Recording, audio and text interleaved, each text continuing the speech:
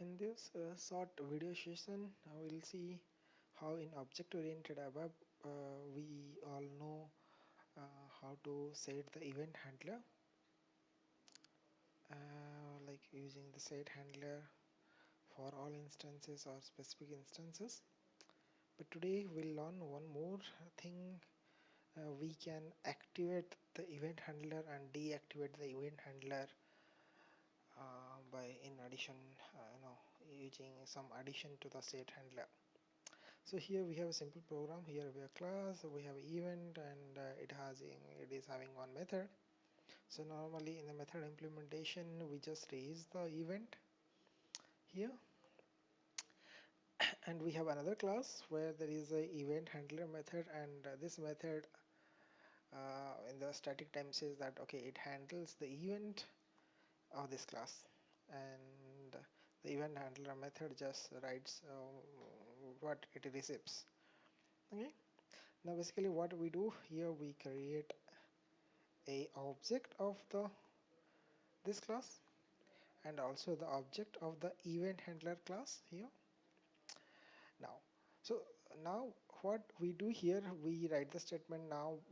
So basically when we call this method method raise, and it eventually raises an event.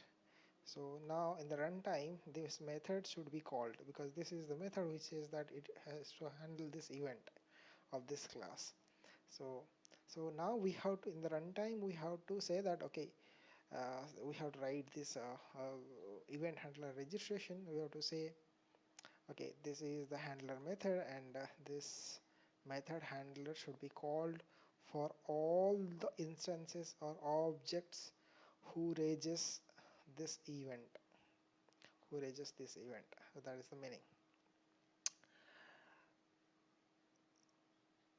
Okay, so now,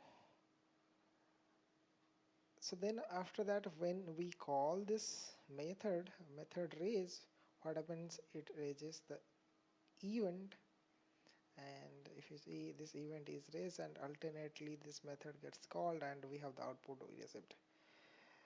So so now so now what we can do here, so here we say that okay, so now the event handler is activated. So now in some cases we might require that though the event is raised, I don't want to take any action at that moment of time. So what we can do is here, so we can write the same statement set handler for all instances, and we can add the addition activation, and here we can say it is above true or false. When we say it as false, so what happens eventually, the event handler method it is not gets called.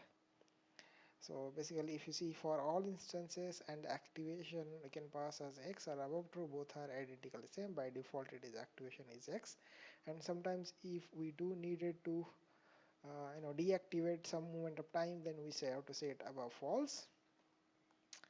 And finally again, if you want at moment of time you want to uh, again reactivate or re-register, we can say that activation is true. So if I execute this method, what happens, execute this program, what happens, okay, for this method and this method call, the event is raised, and before that the activation is set to x, and eventually you'll find this is gets called, and we'll find that raise 1 and raise 2, and after that we have a deregistration, and though we call the method raise, and eventually the event is raised, but there is no event handler for the raise 3 and 4.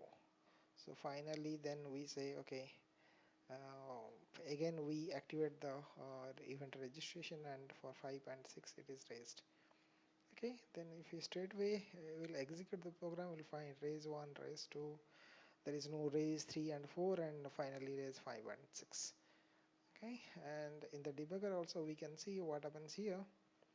uh, uh, uh, if we debug here, put the breakpoint and see. Okay, so what happens here, so we can go to desktop 3. Now we have if you see we have two objects here. Object is erase and handle 10 11. Okay, and it belongs sorry, it,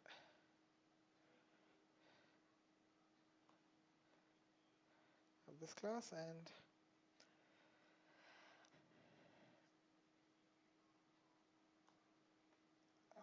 of this class and this class. So 10 11 is that's perfect. Now what we can do, so before this set handler by this local reference lr handle, we can go to lr raise, and here we can see we can come down to here, and if you see here this object belongs to this class.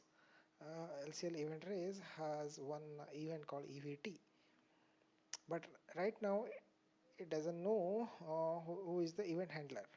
So what happens here, so when this statement is executed, so what happens here, so so if you see here, then it says that okay, this method has to be the event handler is said, that means this method will be called once the event is raised, and you see here, and who got the registration, and if you see here the LRS, now we have a drop down box. Now it says that this object is having an event, and if this object the event is raised at some point of time, now it has to call the method handle of this object. So this object is basically nothing but this object belongs to you, this object is your LR handle.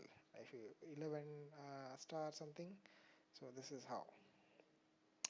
And if I'll execute these two methods and execute two methods, and right now, so if I execute this line where we have the activation is our false, so eventually what happens here now, so it is gone now here. So that is how. So that means LR handle, if it raises message, then this object currently doesn't know to whom to call to handle the event. So that's why for raise 3 and 4, then nothing is gets called. And if I'll activate above true. So what happens here? LR raise again, it has a entry that it knows that if this object is having event is raised, it has to call this method handler. So this is how.